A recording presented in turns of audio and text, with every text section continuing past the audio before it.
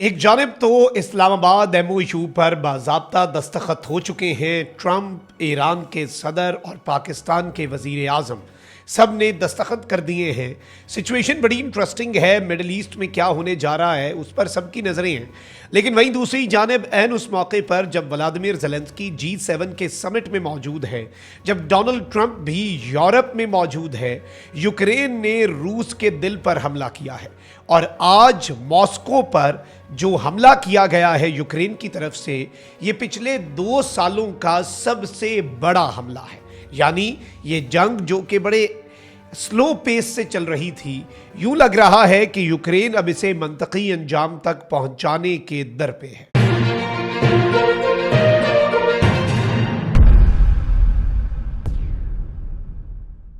बिस्मिल्लाहिर्रहमानिर्रहीम, अस्सलाम वालेकुम। मैं हूं मखदूम शहाबुद्दीन। 18 जून 2026 जुमेरात का दिन।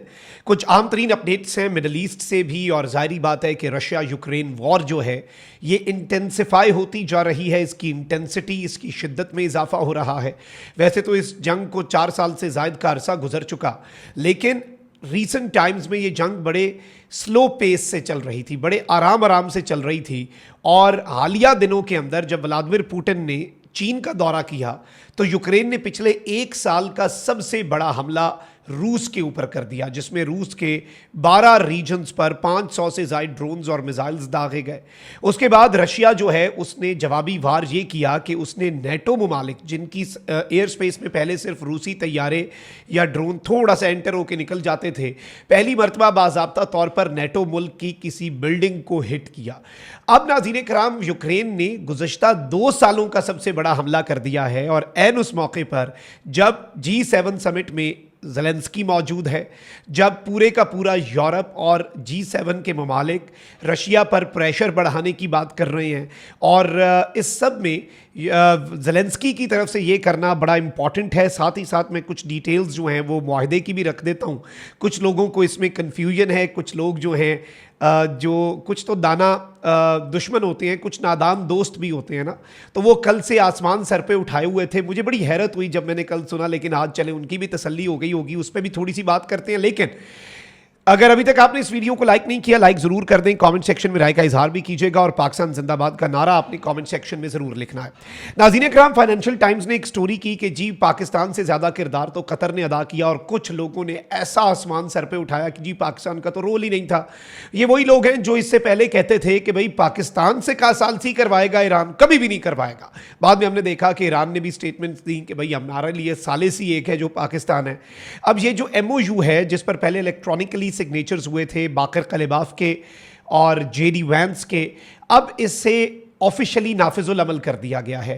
पहले तो इसने नाफिजुल अमल होना था जुमे को, लेकिन अब इसे पहले ही नाफिजुल अमल कर दिया गया। पहला सिग्नेचर जो है इस पे, और ये रिमोटली हुआ है, पहला सिग्नेचर जो है नाज़रीन कराम वो हुआ है डोनाल्ड ट्रंप का। और डोनाल्ड ट्रंप ने ये महल है फ्रांस के अंदर बड़ा मशहूर, वर्साई, जहाँ पे एक ट्रीटी भी साइन की गई थी वर्ल्ड वॉर 1 के टाइम के ऊपर।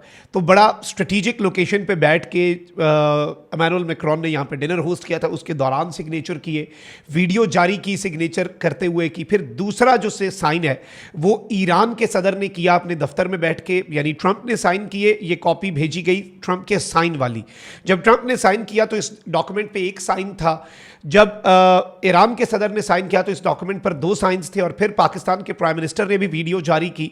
उस वक्त ट्रंप और ईरान के सदर दोनों के सिग्नेचर्स थे, और नीचे वाली जगह जो खाली थी मीडिएटर की, the Islamic Republic of Pakistan, उसकी जगह पर पाकिस्तान के प्राइम मिनिस्टर ने अपने दस्तखत किए। मुआहिदा नाफिजुल अमल हो गया, और पूरी दुनिया ने यह वाज़े देख लिया कि इस मुआहिदे का नाम भी इस्लामाबाद MOU है, और कोई 2-3 मीडिएटर नहीं, द मीडिएटर। और जिस मुल्क को ये कह रहे थे कि असल मीडिएशन उसने की है, कतर, उसके वजीर खारजा ने कल कह दिया है कि हम तो पाकिस्तान की क़यादत में जो मीडिएशन है उसमें अपने हिस्से की शम्मा जला रहे थे, अपना एफर्ट कर रहे थे।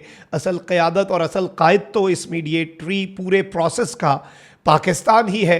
तो आई गेस बहुत से लोगों को तसल्ली हो गई होगी, तशफ़ी हो गई होगी, जो कल से आसमान सर पे उठा रहे हैं, और जिनके लिए कल के दिन में सबसे बड़ी खबर फाइनेंशियल टाइम्स की एक स्टोरी थी जो कि अब झूठ साबित हो चुकी है। अब आते हैं नाज़रीन कराम एक बड़ी डेवलपमेंट के ऊपर। व्लादिमीर ज़ेलेंस्की जो है वो इस वक्त यूरोप में मौजूद है G7 समिट, और यूरोप के जो अपने इनके लोग हैं, लेट्स बी ऑनेस्ट, जो लीडर्स हैं वो तो रशिया को अपने लिए भी थ्रेट समझते हैं। और ट्रंप ने भी कहा है कि भाई हम रशिया के खिलाफ यूक्रेन की सपोर्ट करेंगे, रशिया के ऊपर प्रेशर बिल्ड करेंगे। जैसे ही ज़ेलेंस्की G7 समिट में शिरकत के लिए तशरीफ़ लाता है कल, व्लादिमीर पुतिन जो है उसके घर से, क्रेमलिन से 15 किलोमीटर दूर रशिया की अहम तरीन ऑयल रिफाइनरी मॉस्को पर हमला हो जाता है। मॉस्को की तेल की तनसीबात को हिट किया जाता है और मॉस्को का 40% ऑयल और पूरे रीजन का 70% ऑयल जो है वो यहाँ से जाता था, उसे यूक्रेन तबाह करता है डीप इनसाइड रशियन टेरिटरी। और रशिया के लिए एक धचका तो यह है कि रशिया के अंदर भी अब हमले हो रहे हैं, और दूसरा धचका यह है कि रशिया उन्हें रोकने में और रशिया का एयर डिफेंस उन्हें रोकने में नाकाम नजर आ रहा है। लेकिन अब जो ज़ेलेंस्की ने किया है नाज़रीन इकराम, क्योंकि मैंने आपको बताया था कि पिछले एक साल का सबसे बड़ा हमला जो है वो ज़ेलेंस्की ने किया, तो पुतिन के तैयारों ने हिट किया नेटो की टेरिटरी को, नेटो की सरजमीन पे मौजूद एक रेजिडेंशियल बिल्डिंग को। तो अब खबर ये आ रही है नाज़रीन इकराम, अल जजीरा की ब्रेकिंग न्यूज़ ले लें जी। Ukraine hits Moscow refinery as Zelensky seeks Trump support to end war. Russia's defence ministry says that air defence shot down 555 Ukrainian drones over several regions overnight. 555 drones Russia कह रहा है हमने सिर्फ गिराए हैं, और ये तो वो हैं जो रशिया ने गिराए हैं। जो लगे हैं वो कौन से हैं, कितने हैं, क्योंकि रशिया के मुख्तलिफ रीजन्स में तबाहियाँ फिरी हैं।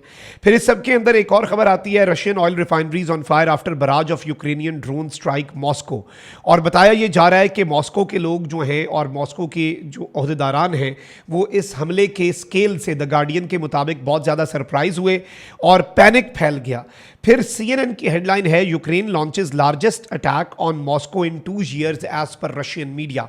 रशिया का अपना मीडिया कह रहा है कि रूस के ऊपर पिछले 2 साल में इतना बड़ा हमला नहीं हुआ, और पिछले 2 साल में, यानी याद रखिएगा ऑपरेशन स्पाइडर वेब के बाद ये सबसे बड़ी स्ट्राइक है रशिया के ऊपर यूक्रेन की तरफ से, जो कि एक बहुत बड़ा कंसर्न है व्लादिमीर पुतिन के लिए। वैसे ही जर्मनी के इंटेलिजेंस चीफ कह चुके हैं 26 जो है 2026 इसके एंड तक रशिया डायरेक्ट यूरोप और जर्मनी तक भी मिसाइल मार सकता है, अपने बंकर बनाओ। तो यूं लग रहा है कि सूरत हाल बिल्कुल उस तरफ को जा रही है, पुतिन का सबर जवाब दे रहा है। और G7 समिट के इख्तिताम से पहले व्लादिमीर पुतिन कोई ना कोई बड़ा सरप्राइज दे सकता है, यूक्रेन में बड़ी तबाही मचा सकता है। और इवन नेटो ममालिक जो हैं, पुतिन की ये कोशिश होगी जो यूक्रेन के साथ बॉर्डर शेयर करते हैं, वो यूरोप जिसके अंदर G7 का समिट हो रहा है, वो यूरोप जिसमें बैठकर ज़ेलेंस्की की सपोर्ट की बात हो रही है, वो यूरोप जिसमें ट्रंप भी मौजूद है और तमाम यूरोपियन लीडर्स एक जगह पर बैठे हैं, उस ही यूरोप के अंदर भी कुछ ज़लज़ला आए, कुछ ऐसी स्ट्राइक्स यूक्रेन पर की जाएं कि उसकी हिद्दत और शिद्दत यूरोप महसूस करे। रशिया का अपना मीडिया और तज्ज़ियाकार इस जानिब बहुत क्लियर कट इंडिकेशंस दे रहे हैं कि ये जंग अब शिद्दत पकड़ सकती है, और इस जंग की पेस बड़ी स्लो हुई थी, लेकिन यूक्रेन अब इसकी पेस को वापस सख्त करता हुआ नज़र आ रहा है, और यूक्रेन इस जंग को मंतकी अंजाम तक पहुँचाना चाह रहा है गालिबन। और रूस जो है वो ऑर्शनिक मिज़ल्स जो हैं वो भी डिप्लॉय कर रहा है। फिर इसके साथ उसने न्यूक्लियर ड्रिल्स भी की। यूरोप के करीब भी रूस का इत्तेहादी बेलारूस है, वहाँ पर भी रशिया के एसेट्स डिप्लॉयड हैं। तो बहुत कुछ साइमल्टेनियसली चल रहा है। लेट्स सी कहाँ पर जाकर चीज़ें रुकती हैं, लेकिन मैं आपको सिर्फ इतना बता सकता हूँ कि मामला कोई ज़्यादा अच्छा नहीं है और सूरत हाल कभी भी आउट ऑफ हैंड्स जा सकती है। हम तो अमन की दुआ ही कर सकते हैं। एक जंग टल रही है, यूँ लग रहा है कि एक और बड़ी जंग सर उठाएगी। अपना बहुत ख्याल रखें। अल्लाह निगहबान। पाकिस्तान जिंदाबाद।